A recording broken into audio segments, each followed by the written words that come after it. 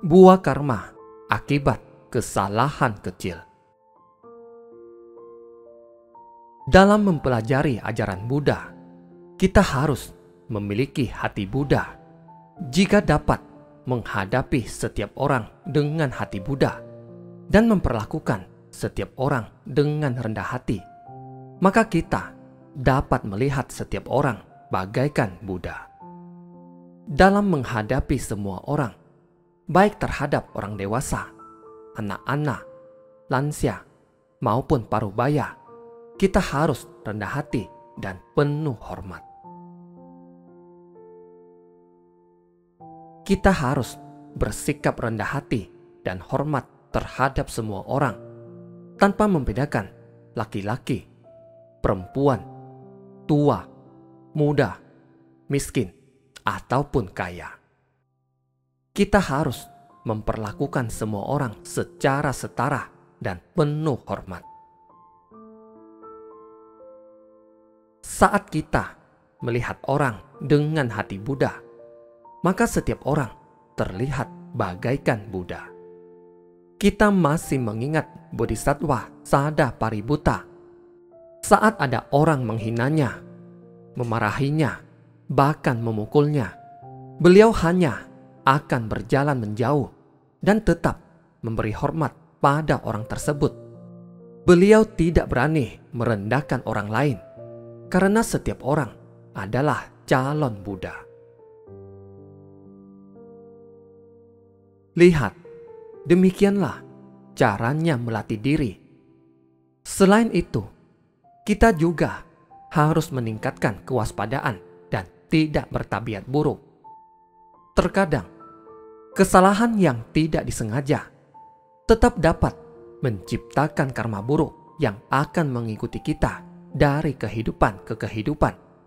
Karena itu, saya sering berkata kepada kalian bahwa tujuan dari pelatihan diri adalah untuk mengubah tabiat buruk.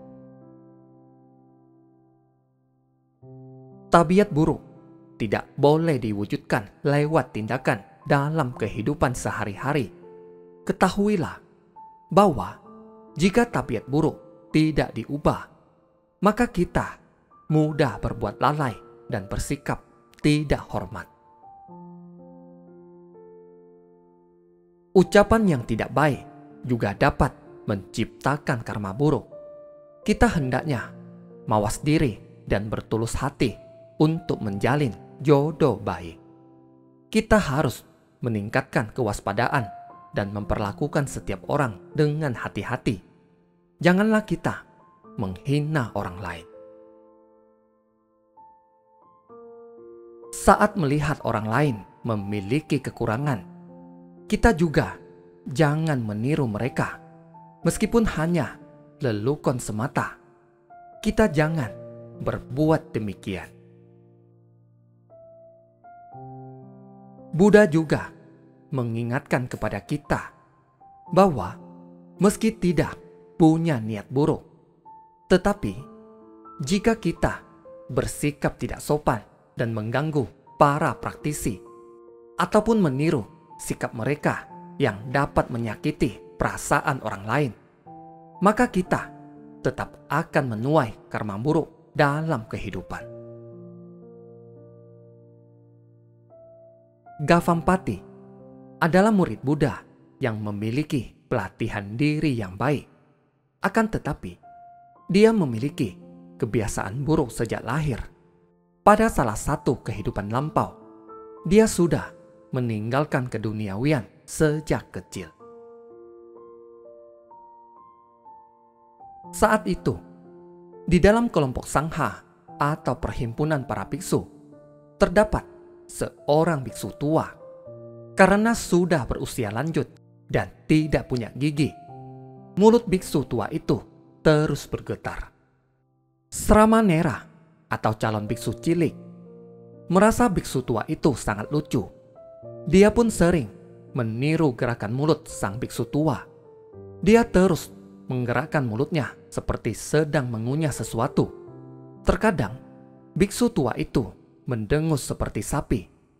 Sramanera cilik ini sering mengikutinya untuk mengejeknya. Karena menganggapnya masih anak-anak, biksu tua pun tidak mempermasalahkannya. Namun, biksu lain berkata, "Sramanera cilik, kita harus menghormati orang tua, jangan begitu usil." Akan tetapi, dia tetap terus meniru biksu tua itu. Lama-kelamaan, itu menjadi kebiasaannya. Setelah itu, dia terlahir sebagai kerbau selama 500 kehidupan. Kerbau memakan rumput. Usai makan, mereka harus menarik kereta dan membajak sawah. Kerbau juga bisa memamah biak. Selama 500 kehidupan, Sramanera terlahir sebagai kerbau. 500 kehidupan kemudian, baru dia terlahir sebagai manusia. Namun, kebiasaannya tetap terbawa selama 500 kehidupan sebagai manusia. Dia sungguh menderita.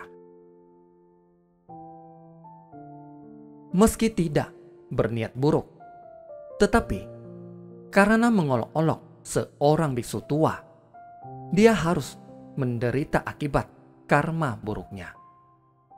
Hingga pada masa Buddha hidup, dia kembali memiliki jalinan jodoh untuk meninggalkan keduniawian. Akan tetapi, kebiasaan buruknya tetap tidak bisa hilang. Mulutnya terus bergerak seperti kerbau sedang memamah biak. Buddha melihat Gavampati sangat memiliki pelatihan diri. Buddha juga khawatir muridnya yang lain menaruh rasa tidak hormat pada Gavampati, sehingga akan menciptakan karma buruk. Buddha lalu memberinya sebuah tasbih dan memberitahu anggota sangha lain. Gavampati terus menggerakkan mulutnya karena sedang melantunkan nama Buddha. Dia juga menyerap dharma ke dalam hati. Aku berharap setiap orang dapat menghormatinya. Buddha juga khawatir saat Gavampati keluar untuk menerima persembahan. Mungkin ada orang akan menciptakan karma buruk lewat ucapan. Karena itu, Buddha berkata padanya untuk menerima persembahan dari makhluk surgawi. Jangan menerima persembahan di alam manusia. Saat Buddha wafat, Gavampati berada di alam surga untuk menerima persembahan. Saat menerima kabar wafatnya Buddha, dia sangat sedih. Dia segera membungkuk untuk memberi hormat dan berkata bahwa dia akan mengikuti Buddha wafat.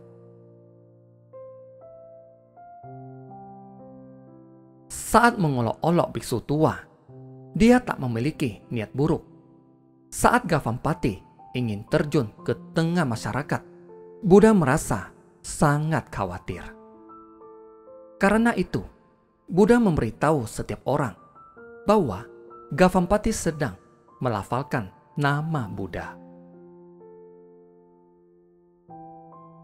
Karena khawatir, saat Gavampati pergi menerima persembahan, orang lain akan menciptakan karma buruk karena tidak paham.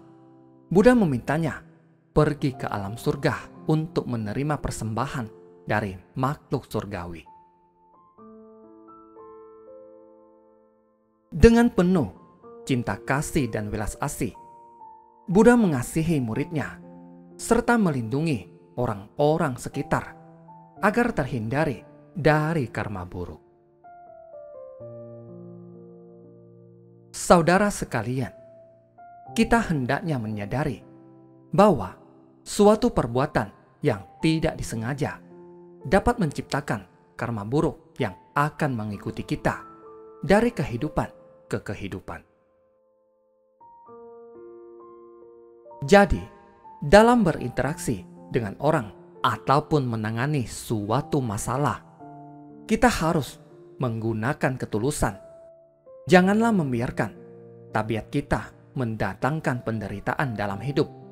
Singkat kata, kita harus bersungguh hati dalam melakukan segala sesuatu. Kita harus segera mengubah tabiat buruk dan menjalin jodoh baik dengan banyak orang. Terima kasih, semoga bermanfaat.